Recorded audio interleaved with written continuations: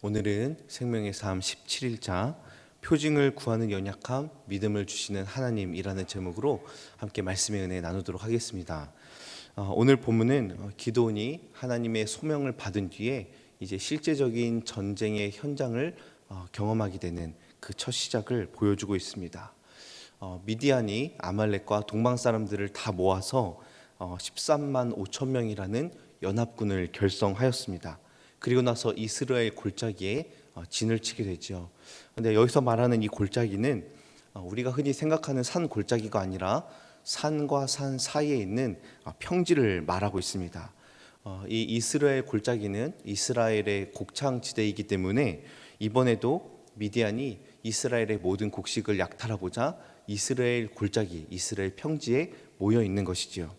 원래대로라면 미디안 군대를 피해서 도망하기에 굉장히 바빴던 이스라엘인데 웬일인지 이번에는 도망하지 않습니다. 숨지 않습니다. 굴속으로 숨고 산으로 숨었었는데 그러지 않다라는 거죠. 또한 여호와의 영이 기드온에게 임하고 기드온은 나팔을 불며 군대를 소집하게 됩니다.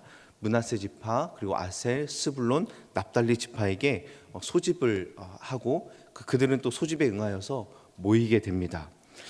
7장에 가서 보면 이들이 모인 숫자가 얼마나 되지요? 3만 2천 명입니다. 미디안을 피해서 도망하기에 바빴던 이들이 3만 2천 명이나 모였다라는 사실이 굉장히 놀랍고, 게다가 미디안 연합군은 13만 5천 명이라는 거대한 숫자이기 때문에 이들과 싸우면 굉장히 큰 전투가 일어날 것이다 라는 것을 예상을 했음에도 불구하고 싸운다라는 의지와 각오를 이스라엘이 가졌다라는 것 자체가 놀라운 변화입니다. 또한 기드온에게는 여호와의 영이 임하였고, 기드온은 이제 하나님이 이 전쟁을 이기게 하실 것이라는 그런 사실도 알고 있습니다. 모르지 않지요. 이제는 싸워서 승리를 얻을 일만 남았습니다. 그런데 말씀을 보니까 기드온의 반응은 어떻습니까? 하나님께 찾아와 표징을 구합니다. 아마도 기드온의 마음에는 아직까지 하나님이 다 싸우시고 하나님이 다 승리케 하시는 전쟁이 아니라 내 손으로 하는 전쟁이다 라고 생각을 했던 것 같아요. 그래서 본문 말씀에도 하나님께서 내 손으로 이스라엘을 구원하게 하시려거든 이라는 표현들이 등장을 하게 되죠. 그러니까 내가 가서 싸울 전쟁으로 여기다 보니까 이게 두려운 겁니다. 내 손으로 어떻게 이스라엘을 구원할까라는 것이 염려가 됐던 것이죠. 그래서 두려움이 밀려와서 하나님께 확신을 구하러 나아갑니다. 여러분, 여기서 우리가 가질 수 있는 의문은 이것입니다. 여호와의 영이 임한 사람에게 두려움과 불확신이 있을 수 있는가라는 거예요. 분명 말씀에는 여호와의 영이 기드온에게 임하였다라고 말했는데 그 다음에 가서는 두려워서 하나님을 찾게 되거든요. 그럴 수 없을 것 같은데 성경은 많은 사례들을 통해서 하나님의 영이 임한 사람에게도 자신의 뜻대로 행하려다가 넘어지는 모습을 보여줍니다.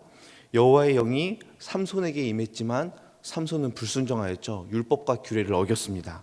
사울에게도 여호와의 영이 임하여서 예언을 하고 그렇게 나아갔지만 사울이 하나님의 기쁨이 되는 사람이 아니라 하나님께 버림받는 사람이 되었지요.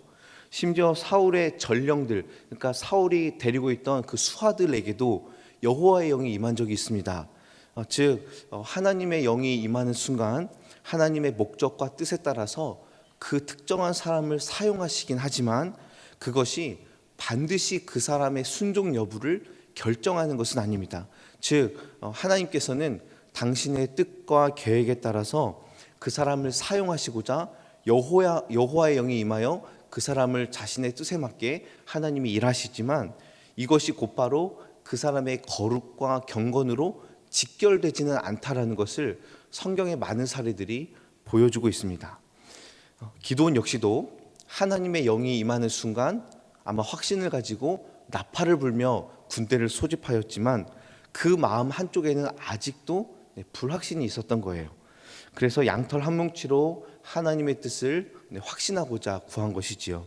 양털에만 이슬이 있고 주변 땅이 마르면 하나님이 확실하게 이 전쟁을 이끄실 것이다라는 것을 내가 알겠습니다 라고 얘기합니다. 그리고 하나님이 그렇게 응답해 주시죠. 그런데 또 그것이 부족했는지 이번에는 반대로 양털만 마르기를 구하였습니다. 그리고 나서 이때 기드온이 하나님께 이렇게 말합니다. 39절 말씀에 기드온이 또 하나님께 여쭈되 주여 내게 노하지 마옵소서 내가 이번만 말하리이다 라고 얘기를 합니다. 그러니까 두 번째 표징을 구할 때는 좀 조심스럽습니다. 하나님께 노하지 마옵소서라고 하는 표현은 하나님께 예의를 갖춘 게 아니라 하나님을 시험하는 자신의 행동이 뭔가 조금 지혜롭지 못하고 옳지 못한 행동이라는 것을 지금 기드온이 알고 있는 겁니다. 그래서 이렇게 하면 안 되는데 너무 자신의 확신이 없으니까 하나님께 한 번 더 구하는 것이지요. 그때 하나님께서는 기드온의 이러한 행동에 믿음이 없다, 너 왜 그러느냐, 너 확신하지 않느냐라고 질책하지 아니하시고 기드온의 원하는 대로 그대로 해주십니다. 사랑하는 성도 여러분, 오늘 말씀을 통해서 우리에게 주시는 교훈이 크게 두 가지입니다. 첫 번째는 하나님은 우리를 도우시고 확신을 주시는 분이라는 사실입니다. 우리의 힘과 능력으로 감당할 수 없을 때에 하나님께 나아가면 하나님께서는 반드시 힘을 주시고 또 확신을 주시는 분입니다. 하나님께서 성령을 보내주셔서 능히 감당하게 하시죠.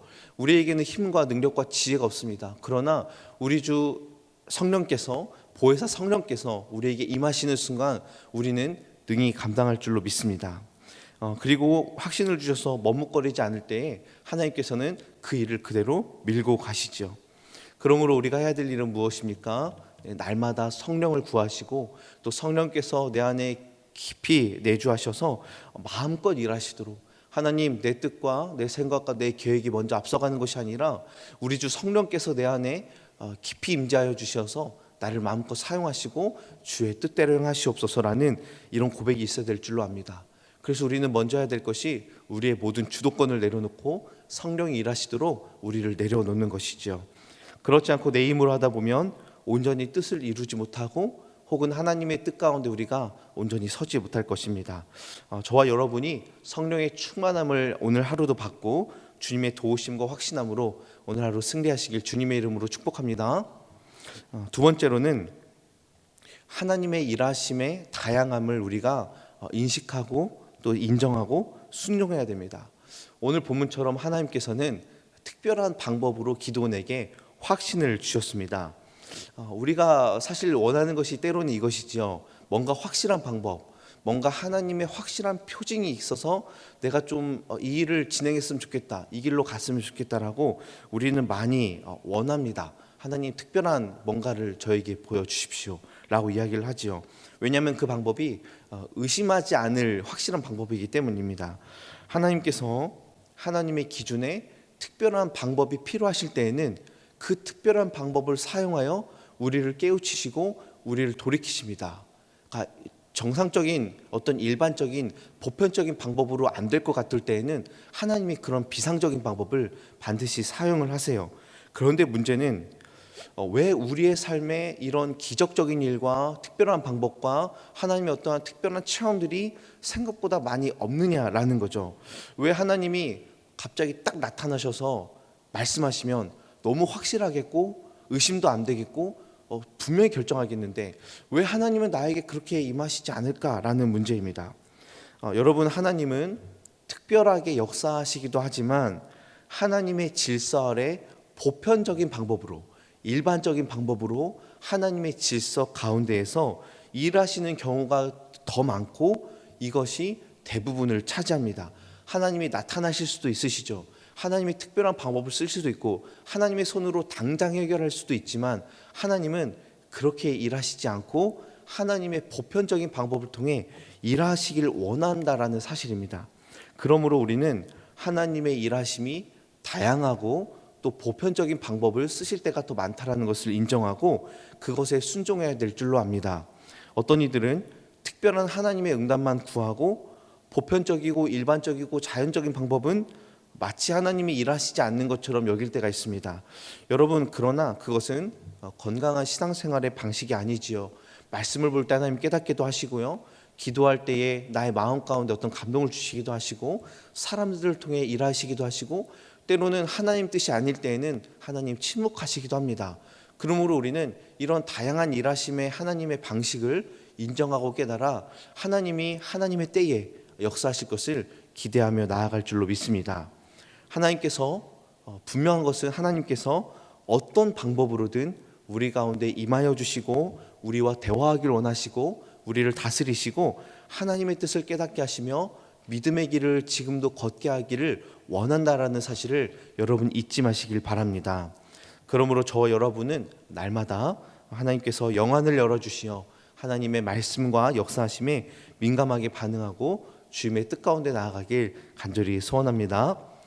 오늘 하루도 살아갈 때에 우리의 믿음을 흔들리는 그런 일들이 닥쳐온다 할지라도 주님을 신뢰하는 마음으로 하나님께 나아가며 성령을 구하며 주님의 힘으로 오늘 하루 승리하시길 주님의 이름으로 축복합니다.